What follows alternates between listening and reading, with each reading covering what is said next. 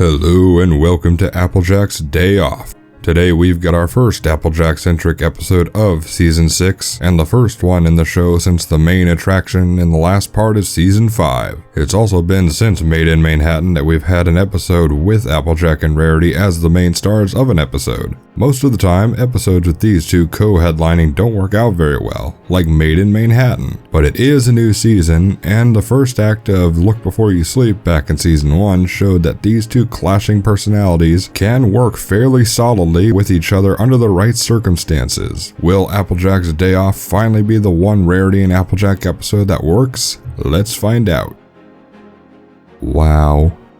First, I want to get this out of the way. We know Applejack likes to get massages from the spa, as Ponyville Confidential proved back in Season 2. But it felt odd that Rarity was that desperate to get Applejack to go to the spa with her. I mean, Fluttershy already loved spending time with Rarity at the spa, as we saw in Green Isn't Your Color. But it is nice to see two characters who have completely opposite personalities trying to find a middle ground to enjoy together. The episode started out pretty funny, with Rarity waiting in the steam room so long that she turned into a shriveled prune. I liked the joke about how long the list was just for feeding the pigs at Applejack's farm, and after watching Rainbow Dash's reaction to a Hooficure in Ponyville Confidential, I can't tell you how much I loved the shock moment of her sitting in a robe in the waiting room with a magazine. And did anyone else notice she was wearing tank slippers?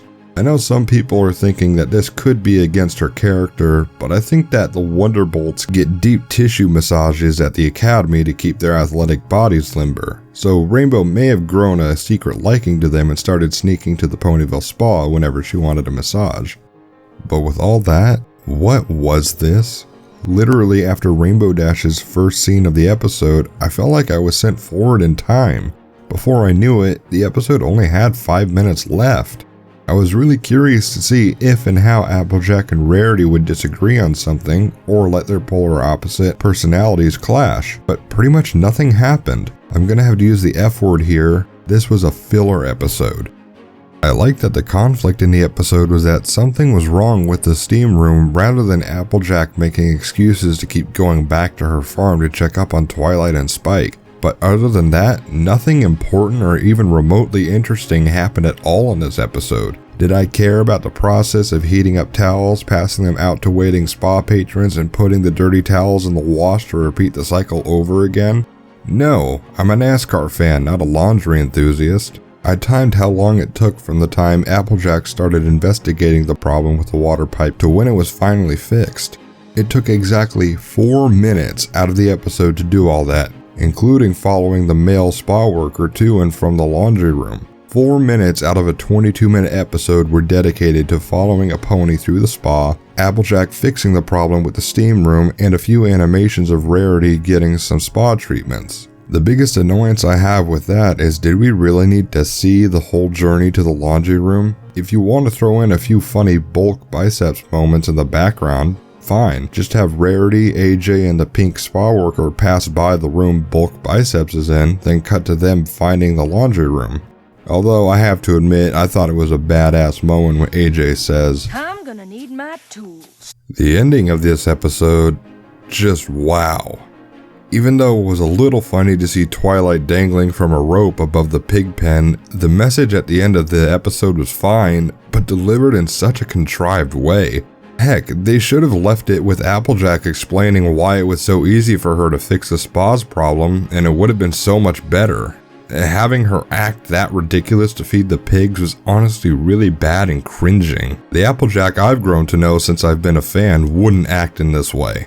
Remember in Applebuck season how she emptied the trees as fast as possible? Or in Simple Ways how she took off with the fuel plow like it wasn't even attached to her? The real Applejack looks to get chores done or fix problems in the quickest, simplest, and most efficient ways possible. Sure, maybe she did need to feed the pigs in that complicated way a long time ago, but she honestly would have immediately corrected the issue to feed the pigs in a normal behavior. I think the writers ran out of ideas and crammed a lesson for Applejack in at the end of the episode to meet the runtime.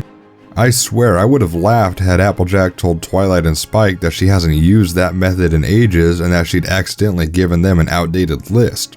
Or if she came back and Twilight's nitpickiness slowed her and Spike down so much that they hadn't yet fed the pigs. At least that would have been funny, and Applejack could have reiterated to Spike and Twilight what she showed the spa workers through a visual montage, showing them that farming isn't exactly easy, but once you stop making everything such a big deal, it becomes much more manageable and enjoyable. So, what did Applejack's day off teach us? Well, what I got from it, and pretty much the only thing I got from it, was the show has been going on for nearly 6 full seasons, and we haven't gotten a memorable or even that decent of an Applejack and Rarity episode.